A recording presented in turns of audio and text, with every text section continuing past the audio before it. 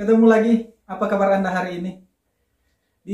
Pada kesempatan ini saya akan membahas soal kelanjutan kasus yang menjerat Gubernur nonaktif Sulawesi Selatan, yakni Pak Nurdin Abdullah.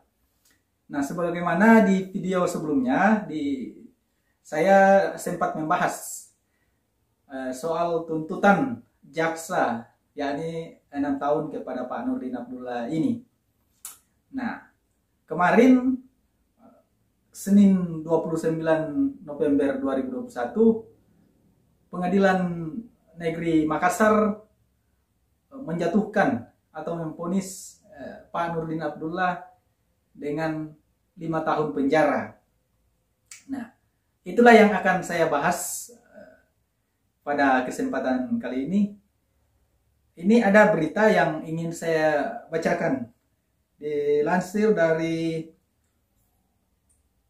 fajar.co.id. Nurdin Abdullah divonis 5 tahun penjara. Gubernur Sulawesi Selatan nonaktif Nurdin Abdullah divonis bersalah dalam kasus tindak pidana korupsi penyuapan proyek infrastruktur di Sulawesi Selatan. Majelis Hakim Pengadilan Negeri Makassar menjatuhkan hukuman 5 tahun penjara dan denda Rp 500 juta kepada Nurdin Abdullah. Menjatuhkan pidana terhadap terdakwa selama 5 tahun dan denda Rp 5 juta dengan ketentuan apabila denda tersebut tidak dibayar diganti dengan kurungan selama 4 bulan penjara, kata Ketua Majelis Hakim Pengadilan Negeri Makassar, Ibrahim Paulino, Senin 29 November 2021. NA disebut terbukti secara sah bersalah menerima suap yang dilakukan oleh terpidana Agung Sucipto senilai $150.000 Singapura dan Rp 2,5 miliar. Luar biasa. Majelis Hakim mengatakan mantan Bupati Bantaeng itu terbukti telah melanggar Pasal 12A Undang-Undang Nomor 31 Tahun 99 tentang pemberantasan tindak pidana korupsi sebagaimana telah diubah dengan Undang-Undang Republik Indonesia Nomor 20 Tahun 2001, maaf. Tentang perubahan atas Undang-Undang RI Nomor 31 Tahun 99 tentang pemberantasan tindak pidana korupsi Pasal 55 Ayat 1 huruf A Undang-Undang Republik Indonesia Nomor 31 Tahun 99 junto Pasal 64 Ayat 1 Kitab Undang-Undang Hukum Pidana.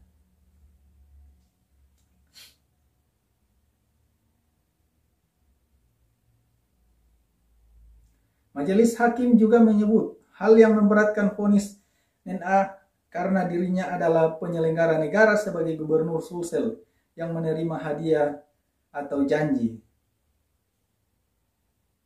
Inilah yang kerap kemudian melibatkan pejabat karena menerima gratifikasi atau berupa hadiah dari pengusaha. Ujung-ujungnya itu penyuapan.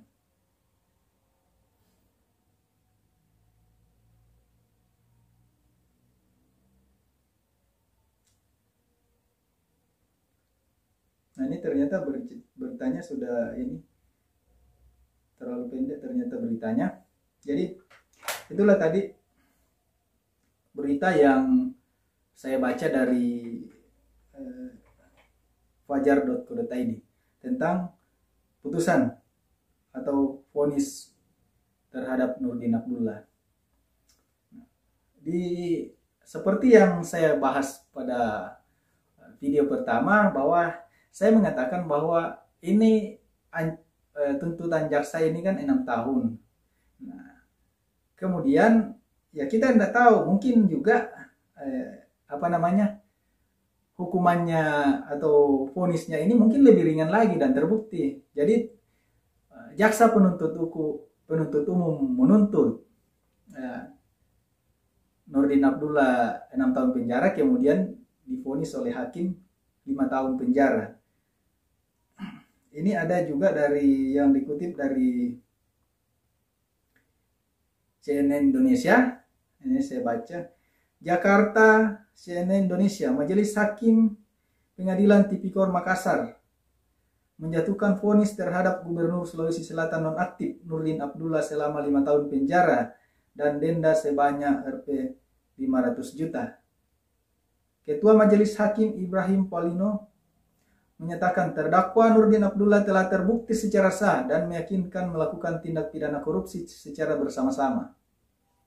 Jadi bersama-sama itu karena dia bersama dengan ajudannya dan juga beberapa pengusaha dan juga orang terkait di Dinas Provinsi Sulawesi Selatan. Menjatuhkan pidana penjara terhadap terdakwa selama 5 tahun dan denda Rp 500 juta dengan subsidi selama 4 bulan penjara, kata Ibrahim Polino Senin 29 November malam.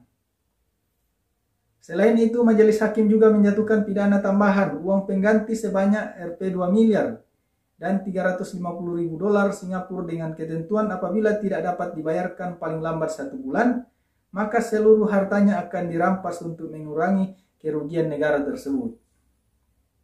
Jadi jika pidana tambahan ini yakni 2 miliar atau 350.000 dolar Singapura itu tidak dibayarkan dalam jangka 1 bulan, maka seluruh harta kekayaan Pak Nurdin Abdullah akan dirampas untuk mengurangi kerugian negara. Maka akan diganti dengan pidana penjara selama 10 bulan, menjatuhkan kepada terdakwa hak untuk dipilih selama 3 tahun setelah menjalani pidana pokok. Jadi setelah menjalani masa hukuman 3 tahun kemudian, Pak Nurdin Abdullah bisa kembali dipilih atau mendapatkan hak politik. Kuasa hukum terdakwa usai persidangan menanggapi putusan Majelis Hakim Pengadilan Tipikor Makassar masih akan pikir-pikir. Kita akan konsultasi dulu dengan klien kami, tapi kita masih pikir-pikir selama 7 hari ke depan, kata Irawan usai persidangan. Jadi maksudnya itu pikir-pikir itu apakah akan melakukan banding atau menerima vonis hakim tersebut. Sebelumnya, aksi sidang sempat diwarnai aksi protes seorang pria di dalam ruang sidang pada saat sidang pembacaan amar putusan. Seorang pria tiba-tiba masuk ke dalam ruang sidang sambil berteriak meminta majelis hakim untuk menjatuhkan hukuman sangat berat kepada terdakwa Nurdin. Nah, ini kan luar biasa karena kan persidangan itu kan sebetulnya tempat yang mulia, jadi seharusnya tidak ada, mungkin ini pengamanannya mungkin tidak terlalu ketat, karena kalau saya tidak salah sidangnya itu melalui Zoom, melalui daring, dibacakan melalui daring. Gubernur yang korupsi tangkap saja, jangan hanya bisa sembunyi, kata Ashari Setiawan alias Kamacapi yang berprofesi sebagai advokat itu. Ternyata yang masuk ke dalam ruang persidangan ternyata advokat yang seharusnya mengetahui bahwa ada etika soal etika persidangan itu, etika pengadilan yang harus dijaga. Pasca kejadian tersebut, sejumlah personel kepolisian disiagakan. Dari pantauan cnnindonesia.com, tim gabungan dari Polrestabes Makassar dan Polsek Ujung Pandang disiagakan di depan pintu masuk Pengadilan Negeri Makassar dengan bersenjata lengkap. Kepala Bagian Operasional Polrestabes Makassar, Kompol Nugraha Pamungkas, membenarkan saat dikonfirmasi. Ya, sudah ada personel gabungan dari Samapta, Penikam, Patmor, Resmo Mariso, Mamajang, dan Bontoala, kata Nugraha kepada cnnindonesia.com. Ya, itulah berita dari CNN Indonesia dan juga dari fajar.co.id yang tadi yang saya bacakan. Jadi saya sebelumnya mengatakan bahwa ya bisa saja vonis terhadap Pak Nurdin Abdullah ini kemudian jadi ringan karena tuntutannya itu hanya 6 tahun penjara saja, iya kan? Dan memang terbukti. Kita tidak tahu lagi kalau kemudian Pak Nurdin Abdullah bersama kuasa hukumnya ini mengajukan banding. Ya mungkin bisa dipotong lagi atau mungkin juga bisa ditambah, tapi itu mustahil. Jadi sangat mungkin justru bisa dipotong lagi tuh hukumannya.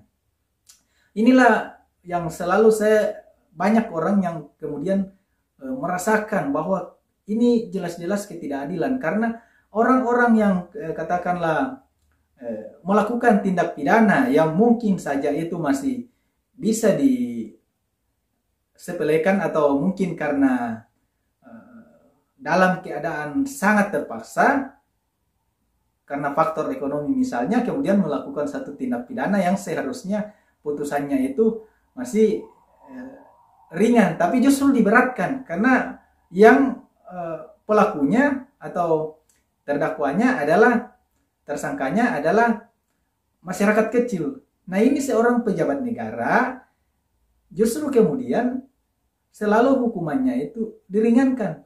Lalu otomatis begitu diringankan justru tambah lebih ringan lagi karena mereka bisa membela diri. Tapi kalau rakyat kecil yang terlibat atau masalah hukum, tentu sangat sulit untuk melakukan perlawanan hukum. Ya, apalagi kalau tidak punya materi cukup. Ya. Jadi sekali lagi sangat disayangkan karena ini ternyata hukumannya vonisnya cuma 5 tahun penjara, tapi apapun itu, itulah kita harus menghormati putusan pengadilan. Nah, meskipun sebelumnya saya katakan bahwa sangat disayangkan ini Pak Nurdin Abdullah ini kemudian terlibat. Padahal sebelumnya kan beliau kan digadang-gadang menjadi tokoh perubahan di Sulawesi Selatan dan juga pernah meraih penghargaan anti korupsi. Iya. Jadi kemudian makanya banyak orang kaget, seakan tidak percaya bahwa Pak Nurdin Abdullah ini terlibat korupsi atau penyuapan gratifikasi. Tapi itulah faktanya, karena semua dilakukan oleh OTT KPK. Jadi ada barang bukti. Persoalan-persoalan atau modus kerjaan seperti ini, di mana para pejabat kerap menerima gratifikasi atau berupa hadiah itu dari pengusaha. Padahal itu ada kaitannya dengan penyelenggara proyek infrastruktur yang dikelola oleh pejabat negara atau gubernur, pejabat daerah tersebut. Itulah kemudian banyak orang terjebak di situ. Dulu saya pernah mengatakan bahwa seharusnya para pejabat itu tidak perlu menerima bentuk hadiah apapun itu, supaya tidak terjerumus ke dalam persoalan-persoalan tindak pidana korupsi seperti itu. Jadi mungkin setelah putusan ini, mungkin jangka waktu terhadap Pak Nurdin Abdullah bersama kuasa hukumnya itu untuk memikirkan apakah menerima vonis hakim tersebut atau kembali atau melakukan banding. Jadi kita tunggu saja. Nanti kemudian setelah itu saya akan tetap membahas di channel saya ini, channel Adrian Iman Pratama ini, yang di channel Ngeri-Ngeri Sedap ini saya akan tetap membahas soal kasus Nurdin Abdullah ini sampai di mana. Oke, itu saja sahabat Bung Aep. Jangan lupa terus saksikan channel saya, dan jangan lupa juga untuk terus memberikan dukungan support kepada channel Bung Aep ini dengan memberikan like, komen, dan subscribe. Terima kasih. Sampai jumpa kita di topik